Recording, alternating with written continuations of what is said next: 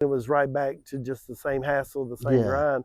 And now I'm a granddaddy. Right. I'm a granddaddy. That changes everything. It changes everything. And I've got another one coming, another boy coming. Okay. So that'll be 2 grandsons that I'll have. All right, let's talk about grandkids just for a second. Okay, we're going to talk about something important.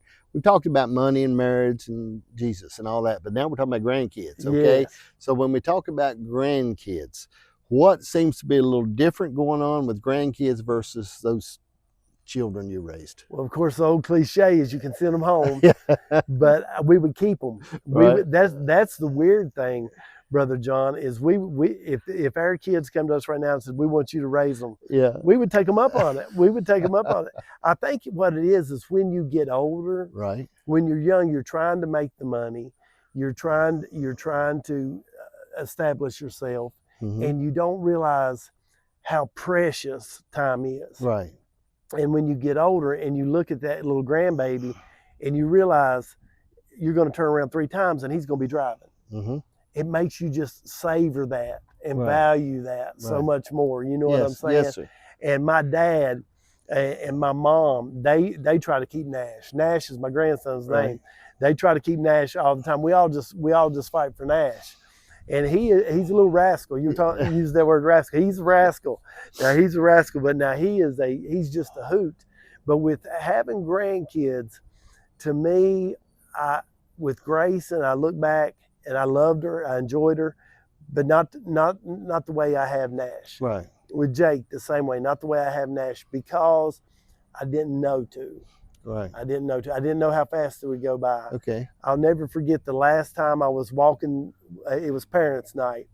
It was Jake's last home game. Jake was a great middle linebacker, and that was one of the greatest seasons of our life. And I was walking with him, that last walk I would ever do with him. Yeah.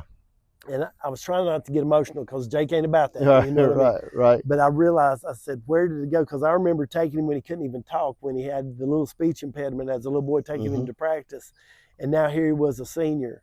And it was his last home game he would ever play. And I thought, it's seasons. Yeah. Seasons. Now we're in a different season. We got no kids to take to football or to band camp. Or, Gracie was a cheerleader. And we're at a different season in our life. Yeah, and I think when we talk about seasons in life, and I'm 65, okay, so I'm at a little different season in my life, and I like my grandkids, right? But I really wouldn't want to raise them, right? Okay, and you're young, you're Carlene young, and I can see all that. Mine come to the door and knock, and I say, go home, go over to your house, be gone, and they'll put their mouth. My little grandson, he'll put his mouth on the door, and he'll blow right on the glass, and have to clean it off. And he comes and says, go home. It's time for you to go home. But I mean, it's so cool the way you think about grandkids and how much fun they really are. And I mean, and I love it when, all right, tell me this, are your grandkids good until their parents come around? Yes. Isn't that crazy? What is the deal with that? He will be an angel. Yeah. He will be a perfect angel for us. And the minute Grayson busts through the door, it's like Dr. Jekyll, Mr. Hyde. He flips a switch. Why?